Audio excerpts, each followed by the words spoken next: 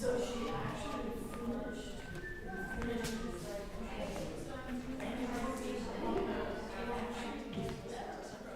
it was better in a way. No, I'm not looking at it.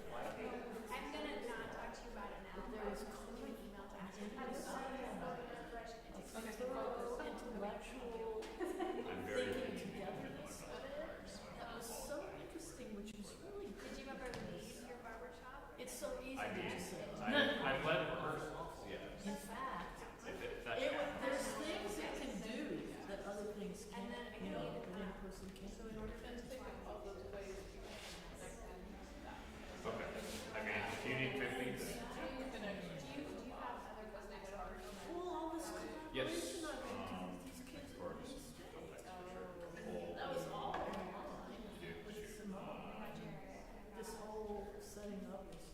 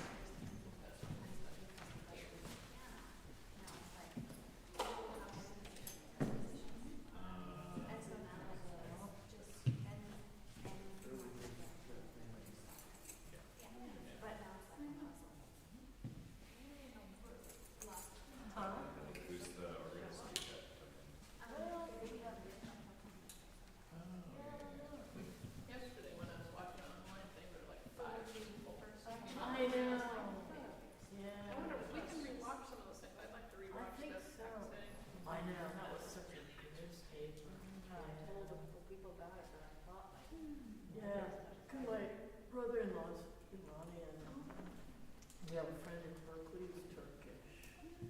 And Yeah, but she has done all that. She's Yeah. women at war, and Daryush has done, she's a Yeah. composer. yeah. Oh yeah, right. There's a lot of stuff. So, Yeah. famous. Universality. I know. Yes. And the permutations of poems.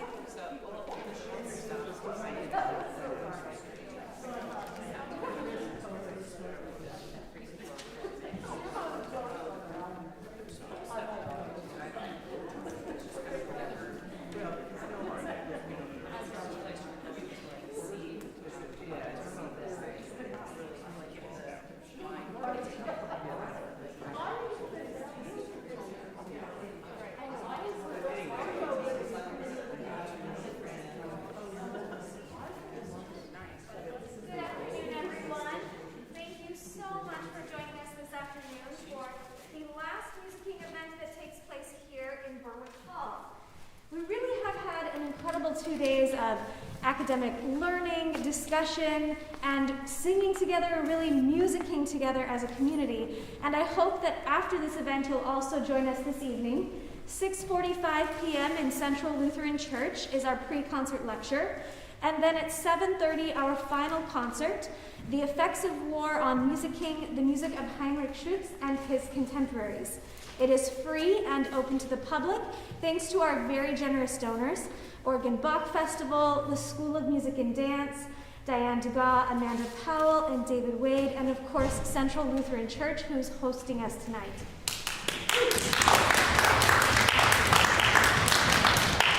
I also want to thank all of you for being here on this absolutely glorious and sunny day. I know what it means to give up a sunny day in Eugene, in the winter, no less. So thank you, but I know it will be worth it. Today we get to hear a fantastic lecture concert by Naomi Castro. Naomi Castro cultivated her love of singing and music on the island of Oahu, where she sang with the Lutheran Church of Honolulu, St. Andrew's Cathedral, Hawaii Opera Theater, and Early Music Hawaii. She taught K-12 choir at a small private school in downtown Honolulu for 7 years before leaving the islands. She moved to Eugene in 2018 to attend the University of Oregon School of Music and Dance, where she was a graduate employee for the music education and the voice performance departments. In 2022, she graduated with 2 master's degrees, one in choral conducting and one in voice performance. She now enjoys a robust musical life as Central Lutheran Church's soprano section leader, Eugene Opera's chorus master, and as a soloist in various projects. Her most recent endeavor has been learning about arts administration by working for Oregon Bach Festival as their development program assistant. When she's not making music and the weather is right, Naomi loves exploring the incredible breweries, restaurants, and hikes the Pacific Northwest has to offer alongside her fiancé, Dylan. If the weather's not right, she can be found at home, snuggling with her cat, Jabba. Today, her lecture concert is titled Voices of War, an exploration of songs in periods of conflict. Please help me welcome Naomi Castro.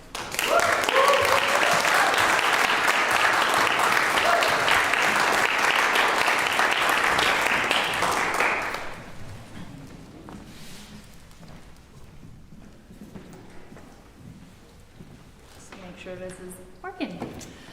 Good afternoon, and thank you for being with us today for this lecture recital, Voices of War.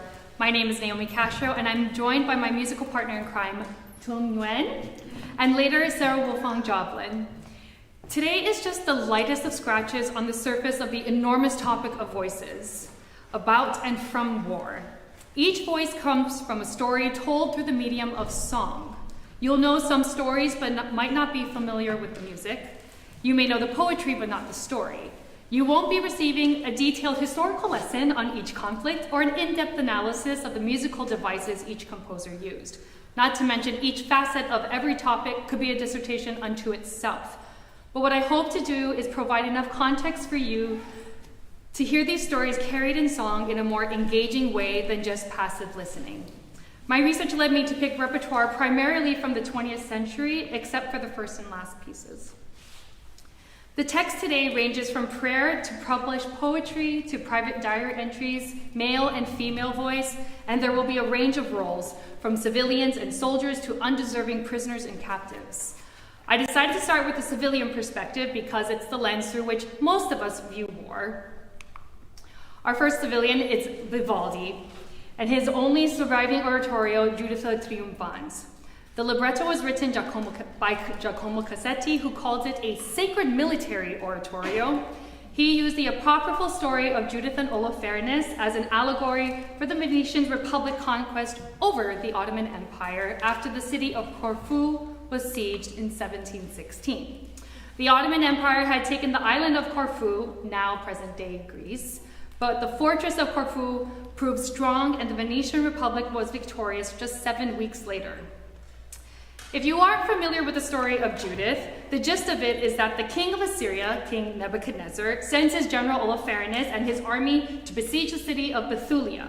Judith, a beautiful widow, takes it upon herself to save her city and its people and goes to Holofernes' tent in her finest and for that time, probably her sexiest clothes, gets him good and drunk on wine, and cuts his head off while he's passed out with the help of her handmaid, Abra, as this lovely picture here depicts.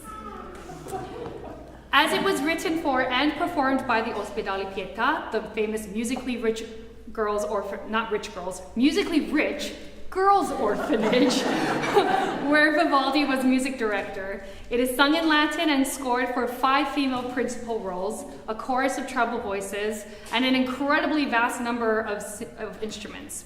On top of all that, Vivaldi assigns instrumental obligati to signify changes in mood or scenes.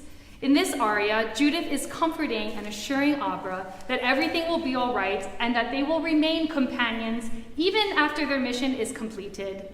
And so the obbligato instrument in duet with Judith is the chalumeau, a precursor to the modern clarinet. It imitates the turtle dove, which Judith likens herself to. Today, the chalumeau will be played by Tung's right hand. In the left hand, you will hear what the strings play, steady, agitated notes, which represent the understandable anxiety of the task the 2 women have set before them. This is Veni Veni Mi Sequere Fida from Vivaldi's Juditha Triumphans.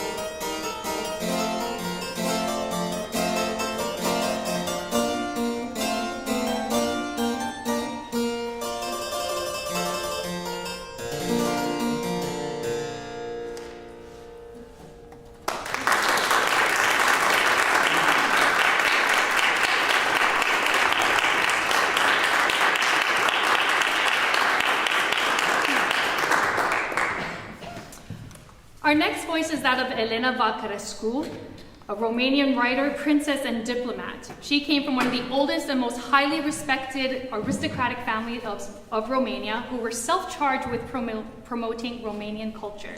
Elena called herself the ambassador of the Romanian soul. Lovely title. Elena was born into a time when the highest achievement a woman could hope for was to be the most trusted confidant of men's troubles. She surpassed this when her writings about Romania's historical claim to Transylvania were published in the French press at the beginning of World War I. These published articles led to scholars leading lectures and publishing in journals to support this claim, which was granted when the war was over. Romania was so impressed with their princess that she was elected as a delegate to the Paris Peace Conference in 1919. She went on to be the only female delegate to ever be part of the League of Nations.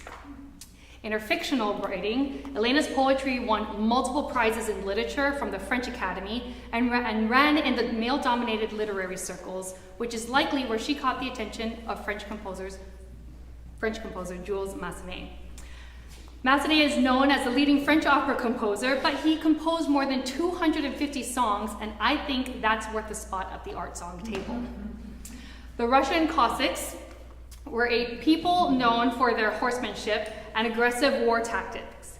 Their ballads and folk songs romanticize the nature of war and promote undying patriotic love for the country.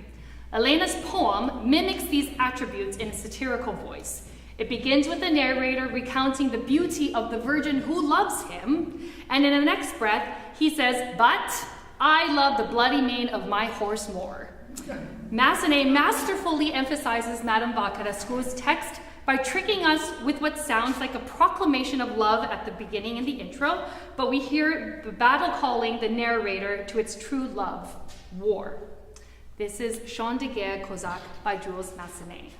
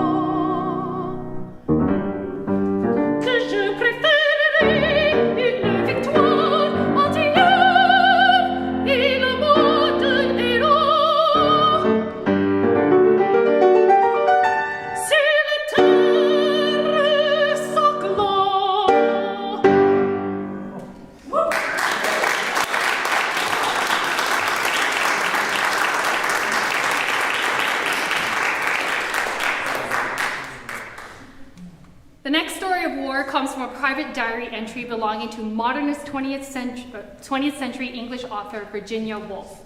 Virginia Woolf started keeping a diary at age 15, and by the time she died, there were 30 notebooks containing her most private thoughts. Her biographer, Quentin Bell, said, "To know the psyche of Virginia Woolf, one would have to be either God or Virginia, preferably God." She had recurring mental breakdowns, and the seemingly non-stop wars did not help her state of mind whatsoever. She lived through the First World War, when bombs demolished the Woolf home in London, the Spanish Civil War, in which her nephew died while driving an ambulance, and through the initial years of the Second World War, until she tragically took her own life in March of 1941. Understandably, the topic of war permeated her private and public writings, especially towards the end of her life. Composer Dominic Argento won a Pulitzer Prize in music 3 months after the premiere of his emotionally charged song cycle, From the Diary of Virginia Woolf. Its structure is based on Robert Schumann's Frauenliebe und Leben, and like Schumann, explores 8 emotional milestones in a woman's life. The piece we are focusing on, War, is 6th in the cycle and is meant to be grouped together with the last 2 pieces, which I'm not doing. Argento said that it is, in effect, a long cadenza for voice. The piano is not so much a musical partner as it is a character creating the ambiance of Woolf's world. It is machine guns, air raids, bell toes, and it's not even in the same key as the vocal line. And the two hardly come together except for at the very end. The brilliance of the composition is that you can't really tell if it's in Virginia's head or if she's what she's actually hearing. The echo which she speaks of is the void she felt during the wars, when it seemed that all forms of art became inconsequential. We can't help but wonder which was more prevalent, the war around her or inside her. This is War from Dominic Argento's song cycle from the Diary of Virginia Woolf.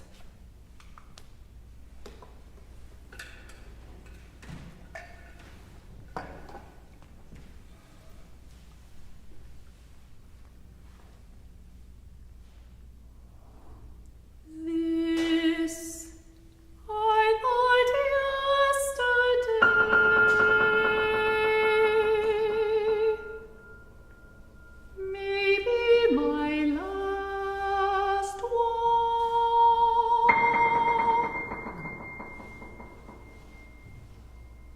This I thought yesterday, maybe my last walk.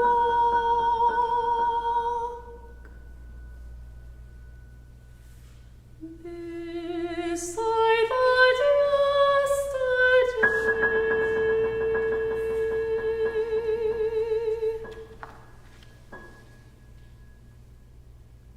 The war, our waiting while the night shopping for the operation. The war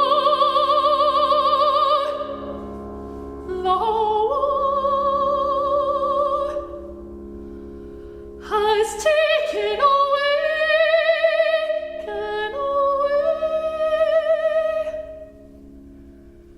the odor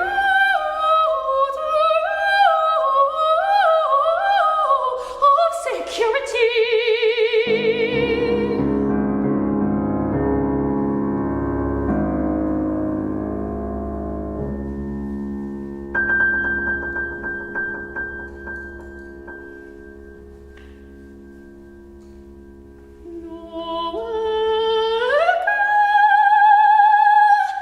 Comes back.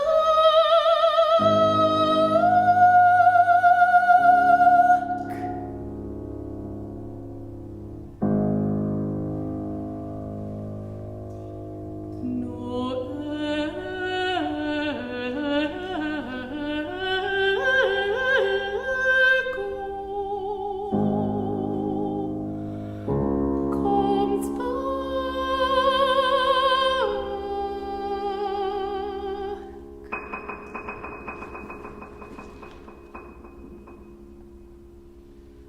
I have no surroundings, those familiar circumvolutions.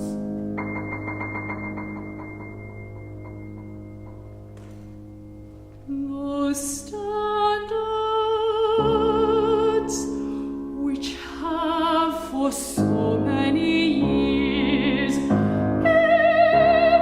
back an echo and so thickened my identity are all one and one as a desert now.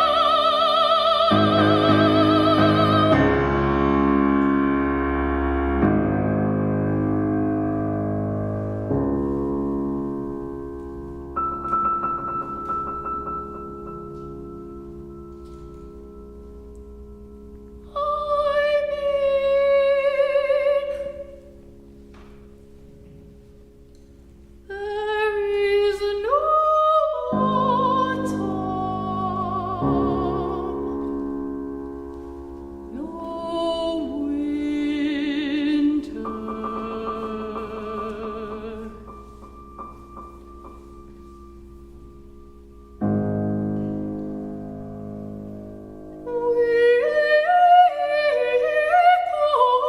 To the edge of a precipice,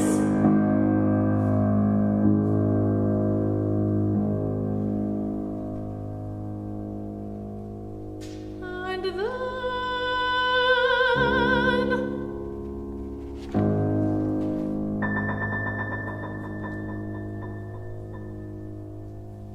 And then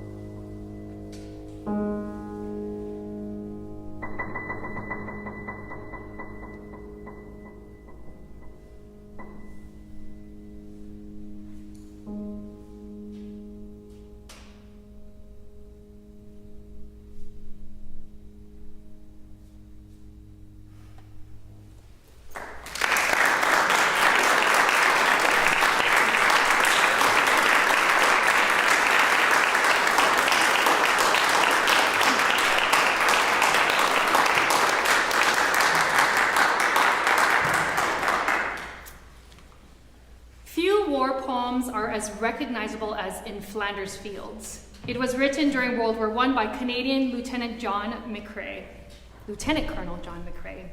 At the time he wrote the poem, he was a major in the Second Battle of Ypres in Belgium, a crucial moment in warfare, as this was the first time Germany successfully implemented the use of poisonous gas.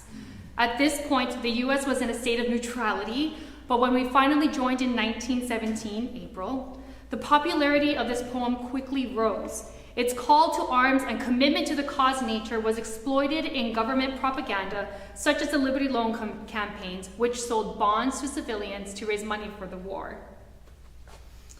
Unfortunately, John McCrae never got to see the end of the war or the beginning of the next one, as he died from pneumonia in 1918. The emotional narrative of his poem inspired many American composers, and by 1920, there were more than 55 settings of this poem in circulation. Charles Ives and Philip Sousa's arrangements are amongst the most well-known, but today we are exploring the setting by Arthur Foote. New England-born Arthur Foote was a teacher, composer, and an organist. In fact, he was one of the founding members of the American Guild of Organists. In Flanders Fields is the first song in his song set, Three Songs, 1914 to 1918, Opus 79, which was published when his daughter returned to the US. She had been volunteering as a nurse in France and England before the US entered the war. Foote is mostly known for his chamber music, but in his autobiography, he names 3 songs as his best. The setting of this poem has an air of nobility and captures the humanness of the narrator, especially in the second stanza, which begins with, "We are the dead." The unexpected key change almost summons what seems like a voice from beyond the grave. It then sweeps into a pastoral soundscape as the fallen soldier talks about the things he enjoyed in life: dawn, the sunset, loving, being loved in return. And within the same breath, he remembers that he has died and is lying in the fields. The music has its one overtly patriotic moment in the line, "We throw the torch." And it ends with a quiet plea to not let the deaths of the soldiers be in vain. This is In Flanders Fields by Arthur Foote.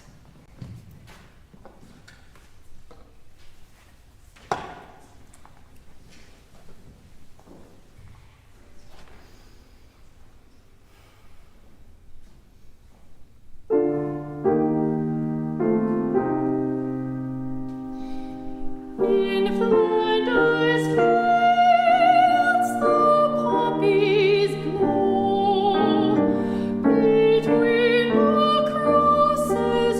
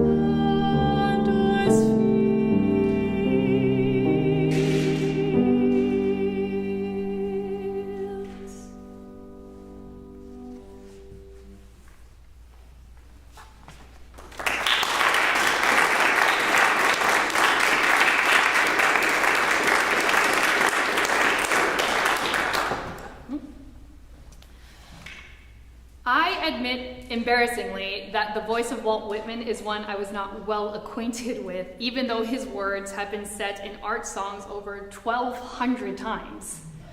Ned Rorem alone set over 30 of Whitman's poems, but today we are focusing on the moment of his prose. This is a photo of Walt Whitman that I knew of, but this is how dapper he was in his 30s. I've never seen pictures like this, have you? Oh, good, I'm so glad. Some of you haven't, but for some of you, this is brand new. That's amazing. Anyway, in March of 1969, Ned Rorem was commissioned to write a song cycle for French singer Gerard Souzet to perform in his autumn tour. Just compose a song cycle for me in the next couple months, thanks. Rorem composed War Scenes over just 10 days in June 1969, and he considers it to be his only political piece, as it was written during the Vietnam War, which he had intense feelings about. Because of this, his compositional aim was to be more dramatic than beautiful. It is not for the faint of heart, as the text has some very graphic descriptions of literal war scenes that Walt Whitman observed. War Scenes, the song cycle, was completed with the dedication to those who died in Vietnam, both sides, during the composition, 20th to 30th June 1969. The text of all 5 songs in the cycle is pulled from Whitman's Specimen Days, a compilation of his observations during the Civil War, and published in 1882. And this is what I learned about Walt Whitman's fascinating connection to this war by reading a portion of Song of Ourselves, a book by Whitman scholar Professor Mark Edmondson. So various summaries of Walt Whitman's life state that he was a nurse in the hospitals. This is somewhat true, but not in the medical sense of the word. He had no formal training, so here's what happened. By the time the Civil War broke out in 1861, Whitman was in his 40s and was, to quote, "too old to fight. He was now in his 40s, and all the beefsteak, champagne, and butter he consumed at Pfaff's had made him portly." I love that. I love that for him. So how did he find himself in a war hospital? Well, Whitman's younger brother, George, enlisted at Lincoln's call for volunteers. With every battle, the Whitman family scoured the newest casualties list for his name. During the Battle of Fredericksburg, over 13,000 Union fighters died in a single day.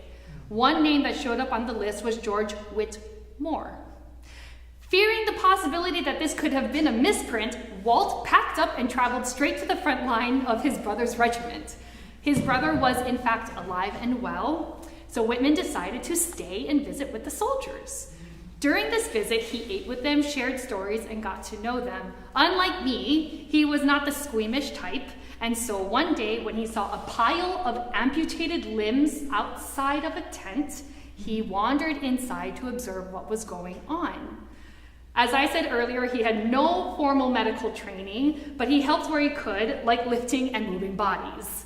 But most importantly, he sat and talked in the tents with these wounded and dying soldiers. It was in these moments that Walt Whitman found his most profound calling to nurse the spirits of these soldiers. He became attached to them and they to him. He continued to write about his experiences and observations, but his writing didn't stop at his own journals and musings. He wrote letters on behalf of the soldiers to their loved ones back home, and even wrote to the parents of soldiers who had died, recounting their last hours for the family, telling them they should be so proud of their brave soldier. Specimen Case is the second piece in War Scenes. It's difficult to decipher the exact situation Whitman writes about through the text alone, but in reading the whole entry, we learn the soldier's name was Thomas Haley, and he had taken a bullet through his lung and was brought to the hospital 3 days prior. He was in a great deal of pain, and the nurses had probably medicated him with opium since that was a drug of choice at the time. It's likely that this soldier did not get to know Walt Whitman like the other soldiers, judging by the last line, "the heart of the stranger." And yet Whitman immortalized this Thomas Haley in his writing, and Ned Rorem set the heart-wrenching prose into rich, lush emotion with every chord. This is Specimen Case from Ned Rorem's song cycle, War Scenes.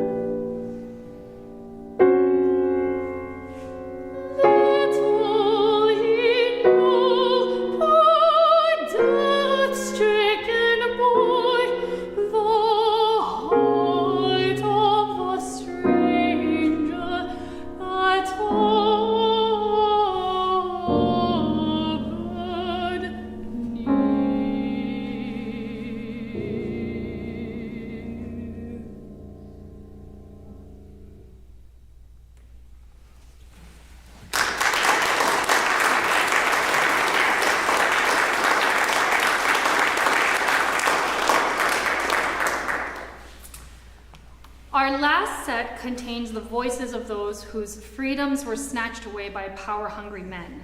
The first comes from my home of Hawaii, during an ugly time of events that led to the Hawaiian Kingdom's illegal annexation to the US. If you don't know what I'm talking about, you likely grew up with some form of US history that said Hawaii peacefully handed over its power to the American government and wanted to become a state. This will be an extremely truncated version of a highly complicated and very long chain of events. So, after King Kamehameha the Great, or King Kamehameha the First, united the Hawaiian Islands into one kingdom in 1810, Hawaii eventually gained recognition as an independent nation with its own monarchy. When Queen Liliuokalani assumed the crown in 1891, the missionary descendants had their claws in the bountiful sugar business, and the course for annexation had already been set. But she devoted her life to regaining the rights of her people, which had been stripped away during her brother King Kalakaua's reign. When it was found that she had intentions of strengthening the monarchy, she was imprisoned in a room in her own palace. While she was in prison, she returned to composing as a source of comfort. As a child, she attended the school for the ali'i, or the royalty, set up by the missionaries, and received formal music training. She and her 3 other siblings were all composers and are known as the Nalani Eha, or the 4 heavenly ones. Yet Lili'u was the most prolific of them all, composing over 150 songs. During her 8-month-long imprisonment in Iolani Palace, she composed 7 songs, 2 of which are the most beloved amongst the people of Hawaii. One of them, Ku'upua'i Paukalani, talks about a favorite flower in the garden of one of her residences. The other, which you will hear soon, is a prayer for strength and a prayer for forgiveness. These Americans locked her in a room for 8 months, and she prayed for her and God to forgive them anyway. After being released, she devoted the rest of her life to trying to regain Hawaiian sovereignty. She even traveled to the US by boat with a petition containing 21,000 signatures, more than half of Hawaii's native Hawaiian population, not to mention almost the entirety of the adult population, against the overthrow of the kingdom. President Grover did not agree with the annexation and recognized Hawaii as an independent nation, but when the Spanish-American War broke out in 1819, President McKinley and his cabinet saw Hawaii as a tactical solution for battle in the Philippines. Thus, Hawaii became a territory in 1898, and it's now the most exotic vacation destination an American tourist can visit without a passport. Some might see Lili'u's prayer as being passive and an act of submission, but it was how the queen intended to rule, with grace and aloha. What you will hear today begins with the exact accompaniment that she wrote out while she was imprisoned. It is simple and stately. The 4-part harmony in the 3rd verse is also what she wrote. To this day, this prayer is sung around the islands. The Cathedral of St. Andrew, where she attended once she was released from house arrest, continues to sing it at their 8 o'clock service, when the liturgy is spoken and sung entirely in Alalo Hawaii, or Hawaiian language. This is Queen's Prayer by the last reigning monarch of Hawaii, Her Royal Majesty, Queen Liliuokalani.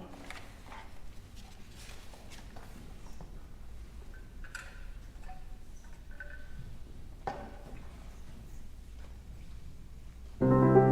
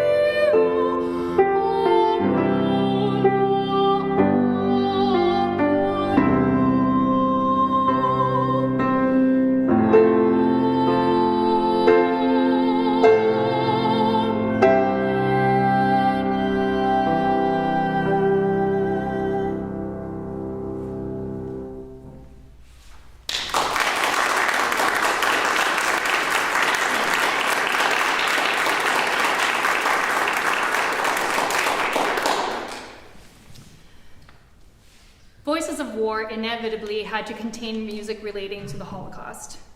Our last two pieces being offered today are from the ghetto of Terezin or Theresienstadt.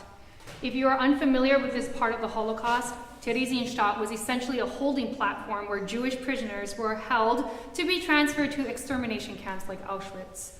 They didn't know it because the Nazi regime touted Terezin as a location protected from anti-Semitic action.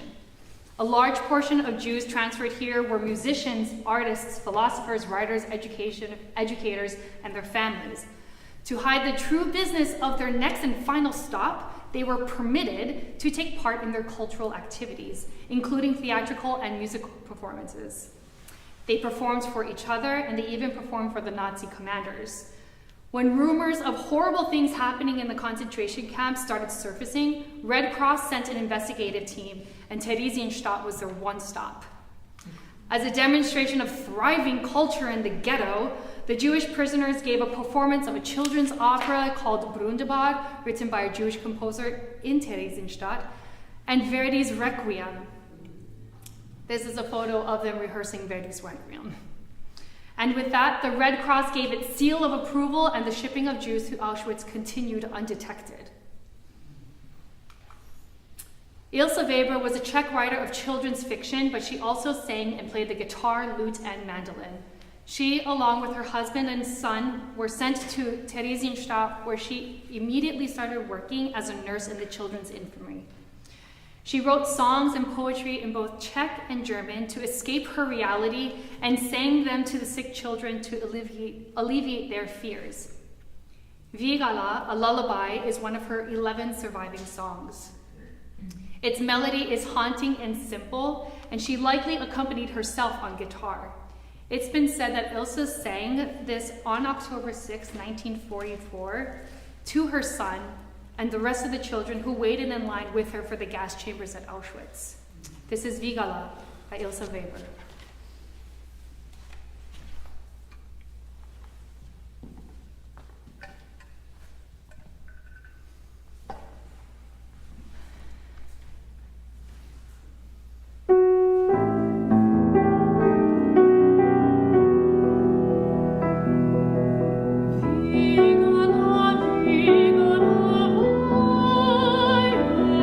Der Wind spielt auf den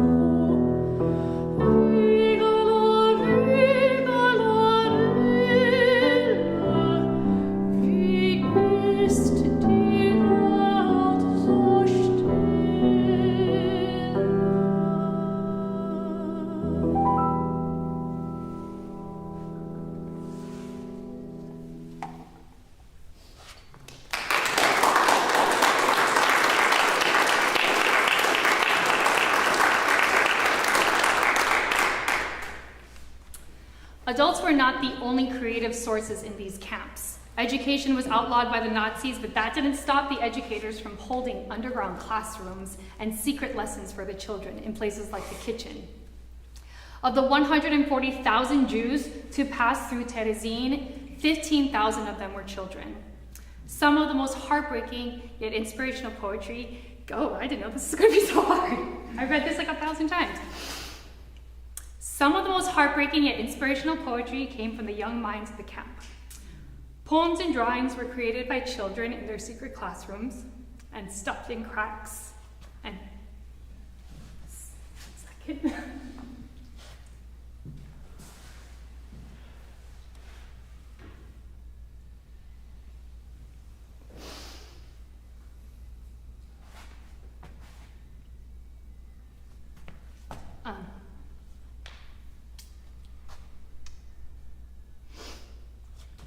Dylan, could you come read this for me?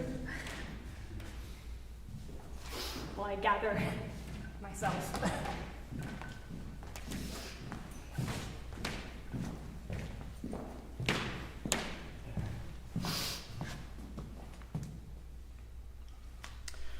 So yeah, some of the most heartbreaking yet inspirational poetry came from the young minds of the camp. Poems and drawings were created by children in their secret classrooms and stuffed in cracks and buried in the ground for safekeeping throughout the camp, which were discovered with the camp when the camp was liberated in 1945. Hanna Volavkova, Jewish museum curator and Holocaust survivor, edited and compiled surviving poetry and drawings and published them in a book called I Never Saw Another Butterfly in 1993. Okay. Yeah, okay. I invite Sarah to join us for our last piece by Barbara Harback, a living composer and scholar and professor emerita from the University of Missouri, St. Louis, who said that when she learned of the atrocities of Theresienstadt, she felt compelled to do something to keep the memory of those lost children alive. And so she composed Theresien children's songs. Birdsong is the first in the collection and was written by an anonymous child in 1941. Its narrator is a bird looking down at a boy who, according to the bird, doesn't leave his nest. This bird wants the boy to know how beautiful the world is and how wonderful it is to be alive. The text is uplifting and hopeful, but against the backdrop of the horrors of the Holocaust, the hopefulness is almost devastating. Of the 15,000 children who passed through Theresienstadt, only 100 survived.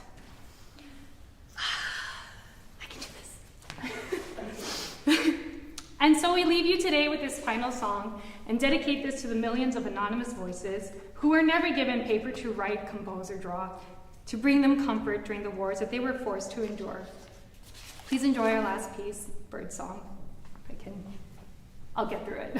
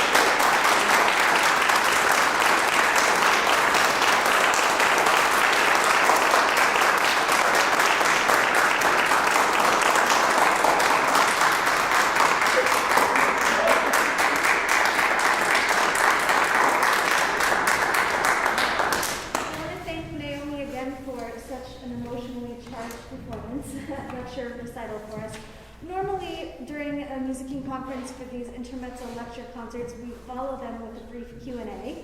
But I feel like in this instance, the most appropriate act of musicking is for us to take these voices of war with us and carry them throughout our day and just reflect on what we heard. So if you would like to chat with Naomi afterwards, you're welcome to do so. Otherwise, we hope to see you this evening. Thank you again, and thank you, Naomi.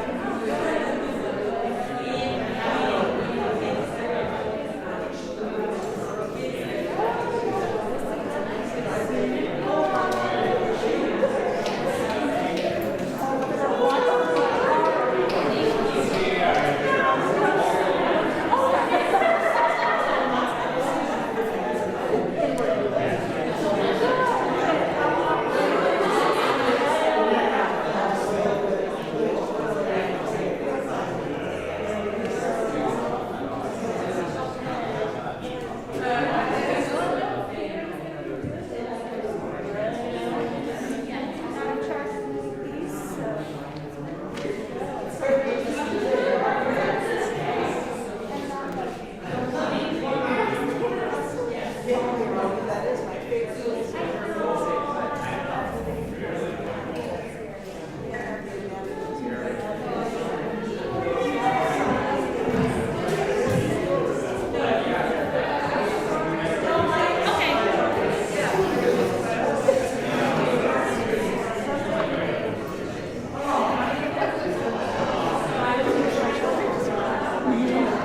Yeah.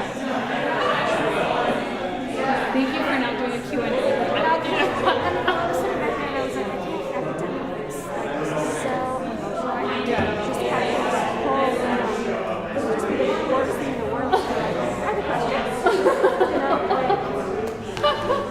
Like, I was like, I can't. Like, Yeah.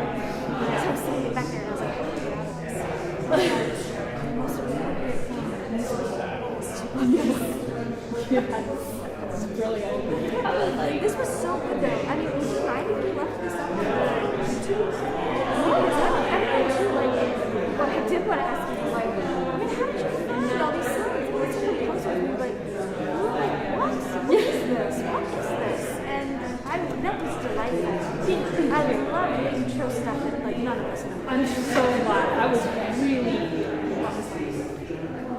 I mean, I don't think a lot of people don't want to sing awards anyway, so like, But I love this because, most people always do it. You haven't heard or they have been in a way. Yeah. And so this was great, but I truly was like, where's this been?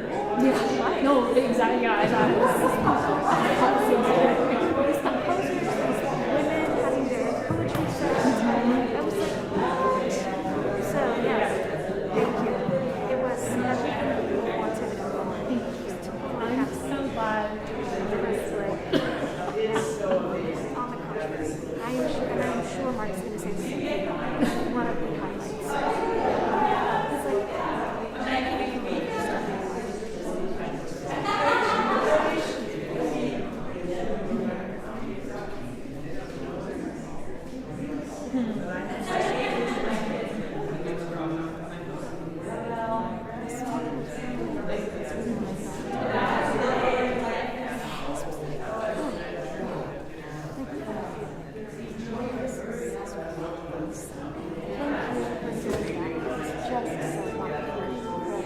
you should be so proud. well, thank you for giving me Raven.